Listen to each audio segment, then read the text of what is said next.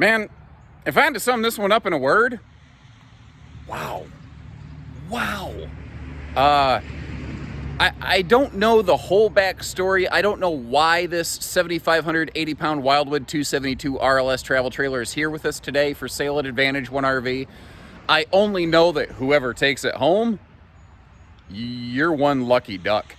We've got opposing living rooms. It's got like a fifth wheel size living room. And that's what's interesting about this one. It's not a bed slide model, but it keeps the weight down in that 7,500 pound mark, which makes it far more towable. But if you do want to spend a lot of time at a destination or just have a lot of space when you get there, it has that. The opposing slides in the living room absolutely accomplish that. It's got the little outdoor camp kitchenette that you can kind of peek there in the background if you want to spend some more time outside. Huge patio awning on this thing.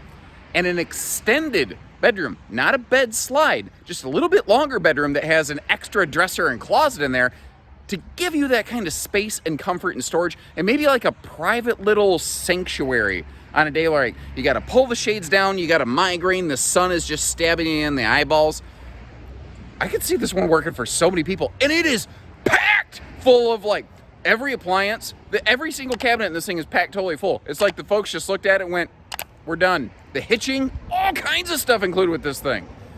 If you're upgrading, you're going to find a lot of stuff here that, you know, the previous owners left behind you can use. If it's going to be your first ever RV, congratulations. There's a ton of crap. You don't even got to pack it. All you got to do is put food in the fridge. You're done.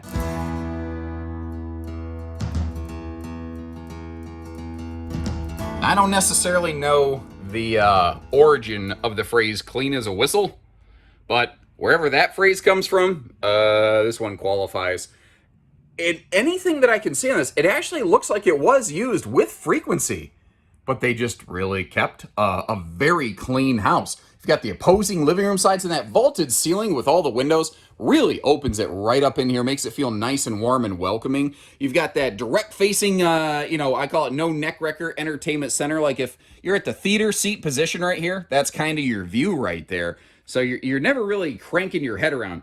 They did an interesting design decision here, but I actually really like it because it opens the floor plan up more. Instead of boxing off and enclosing those sofa side stands, they left them open. So you still have the side stand, but you can actually still store some things under there. And I thought instantly, like board games, Monopoly, like some rainy day stuff like that, or you could put a couple little tote shelf organizers in there. All the windows open for airflow, by the way, which I think is a really key detail on this. Now, you notice that's a tri-fold sleeper sofa. This is what I would definitely call a couples camper. You know, you've got that theater seat right there straight across from the entertainment on Boardwalk and Park Place. But if you're going to have some guests over for a night or a weekend or something like that, like maybe you have some friends come to visit you at your campsite, you're out of town, you come to visit, maybe they have one too many drinks or something like that, and you're exercising, good judgment and caution by not driving, letting anyone drive when they've had a drink or two. Well, they can spend the night here, be all right. And don't get me wrong, that rear hide-a-bed sleeper sofa, it's not like a sleep number or anything, but it'll keep everybody safe. And if they, don't like the hide-a-bed, they can always give us a call over here to Advantage One RV, and we can get them set up with the RV that works best for them. So if anyone ever complains, that's what you do. You give them our phone number. Taking a look at all the storage in here, there's actually quite a bit. You see a lot more than you realize. And you notice how neatly everything was kind of presented for you. Every single cabinet, every single space, basically, every storage space is packed full of all kinds of useful accessories and things that the previous owners had included and apparently just used strictly as dedicated RV stuff. Whether it's in the kitchen, in the island, you see a little more of that in the bathroom, in the bedroom. Like, there's all kinds of stuff everywhere. Something else I noticed here is kind of, aha! Sweet! We've got remote control storage. So, my fat, clumsy butt doesn't constantly drop those things down between the seat cushions. Oh, because then you got to do the pickle claw. You know, when you're trying to get the pickle out of the jar, then your fingers smell like brine. What am I even talking about? How did I get on this? Oh, man. This is also, I think, a pretty friendly bathroom for bigger people. That is a larger radius shower, so even people with like long gangly arms like me actually have some decent elbow room in here. You've got room to get dressed, and the angle-mounted toilet in this, I think, is pretty fluffy friendly. You've got some decent shoulder and hip room on both sides. This is like The only interior blemish I've been able to locate in this RV, I don't know what necessarily caused that. I don't know if maybe some cleaner got spritzed on that wall and somebody didn't realize and maybe it just bleached that little panel out, but that's it. That's the worst I can find in the camper. Now, I'm at a funky angle here, but if I open this up, you see that you've got floor-to-ceiling storage galore over here. Great for all your toiletries, hair care products, but, you know, all kinds of towels and stuff too. And it's also kind of nice here because this bathroom is located directly next to the primary entry door. So if you need just a quick in and out bathroom stop, you can do that. I will try to close the slides up in a minute to show her in road mode, but one of the other things I want to mention, I didn't mention this previously, I'm sorry, that is a 110 residential refrigerator. In today's world, you hear all about 12-volt fridges, which look awful similar. This is the predecessor that it is still 110. The RV is equipped with an inverter to be able to run that safely when you're going down the road, however. But remember I said the bedroom was extended a little bit. I kind of wanted to start almost from the position, like if you wake up in the morning and you're on the driver's side of the bedroom, this is kind of what you're going to see right here. Bedroom windows open for airflow. You've got hanging closets on both sides, which is normal, but I like that they did a radius edge on that drop corner. You see that that is a sealed edge pressed membrane countertop and a drawer, so you don't have to look like you're giving an elephant an enema trying to reach up into a storage compartment up there. Nobody likes that. You see the CPAP-friendly power outlets all the way up by the headboard right there. And again, just a good overall look in this thing. This is a very easy place to get to see how the ceiling is vaulted because that trim piece kind of measures it out. And it is a single air conditioner right now, but this RV is 50 amp and it is second air conditioner ready. You can sacrifice that vent to install a second AC.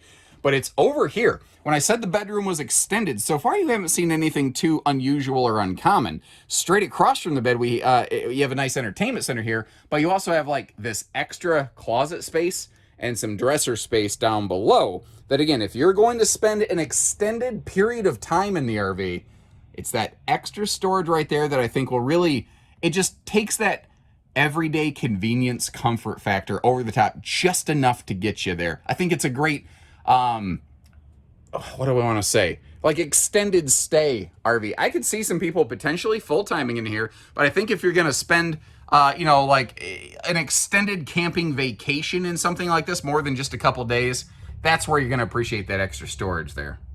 And a quick look here, closing the slides for road mode. This is a model best enjoyed at a destination. When you're going down the road, you can get to the bedroom and bathroom fine if you just got to stop and, take a break overnight. But this refrigerator right here, you'll be able to get to the freezer. Unfortunately, the fridge opens this way, so you are going to bump that countertop.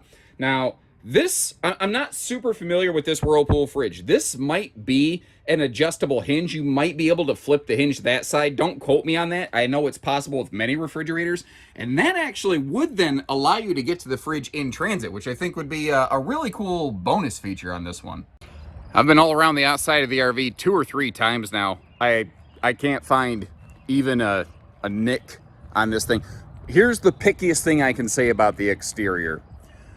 The sticker provided by the stabilizer jack company has peeled a little bit. That's the worst I can say on this thing out here. Now, back here, we've got our spare tire, but that is also a big swing out bumper mount grill. The idea behind that is that can pivot around when you need it and actually convert this from just a little convenience center, I think, into a full camp kitchen, because there is, of course, a gas grill quick connect down in that area to hook that grill up to.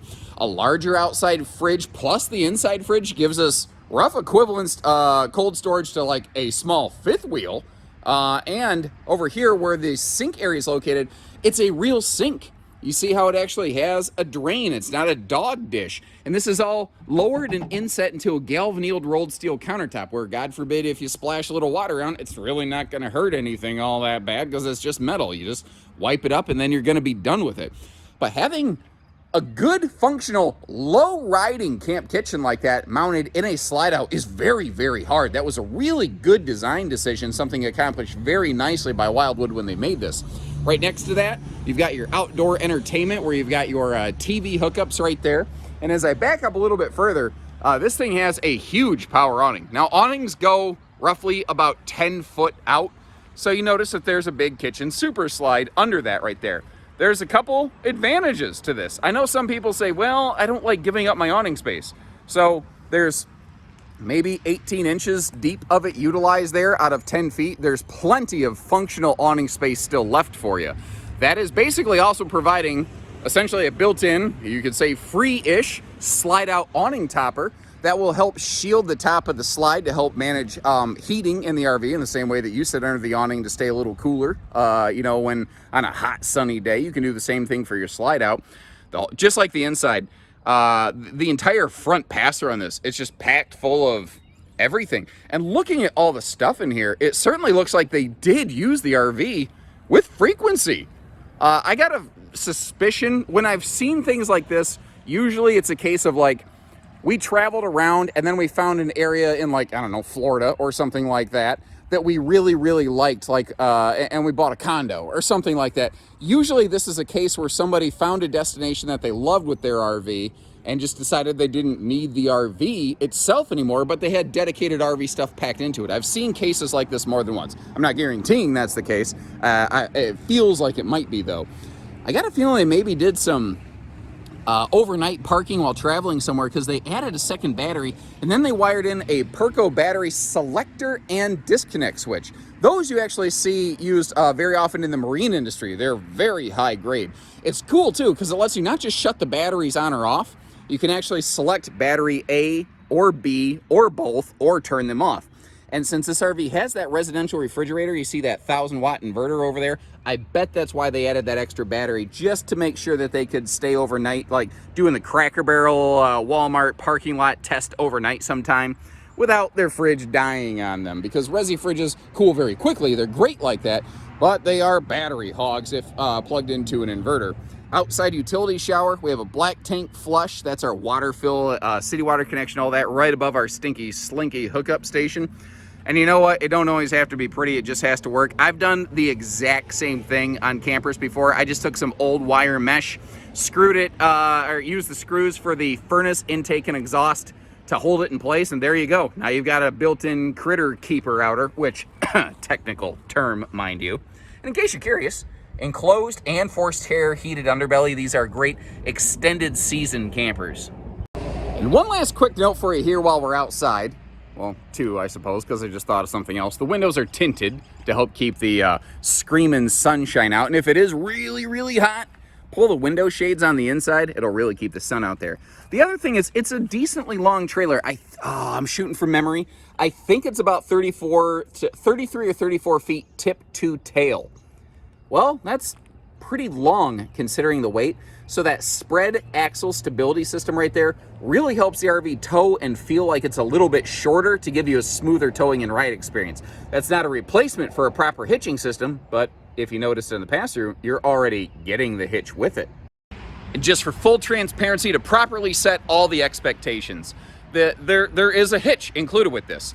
It is set and leveled in accordance with the previous owner's vehicle. I can't guarantee you how that's going to, if it will play nice or need adjustment in comparison to your vehicle. If you slap it on there and it hooks right up and it rides level, great. If it needs adjustment, understand, I do need to compensate, there we go, a qualified technician for their time. So if it needs to be kind of undone and reset for your specific vehicle, keep in mind there might be a little labor charge for that due, but a couple bucks in labor to make sure everything rides right and not having to buy all the other accessories, the hitch, the extra battery, the Perco switch right there. There's multiple hundreds of dollars worth of stuff that you're not paying on top of the fact that it's already a used RV at a used price tag, not a new price tag. I mean, there's a lot of wins here. So a couple bucks for a hitch adjustment. Don't sweat the small stuff. All the good big stuff, that's all here and that's all taken care of. Now, one more really cool note. This will actually be an interesting little sneak preview for what we have coming in our new RVs down at Haylet RV. We have the 272 RLS like you see here in the new Heritage Glens on their way. It's a recent addition to the lineup down there. We also have the 273 Heritage Glen, which is basically the same floor plan, but with the slides flip-flop, so it puts all the windows over here on the door side of the RV. We have that coming too. So kind of like a little appetizer, a little taste test before the main dish comes in. But in the meantime, I think that absolutely qualifies for what people consider like new with a ton of accessories and not a new RV price tag, but it's just new enough. It can actually still qualify for same as new financing. I can't really find any significant knock against this one. There's just a little surface blemish here and there. It is all there. Someone's lucky. Whoever's taking this one home, I'm a little bit jealous. You're gonna do well. You're gonna have fun. You need financing? I would say you need hitching. It's already in here. Just give us a call. We'll get you camping. We do all that stuff. So take care, stay safe, have fun, and have an A1 day, everyone.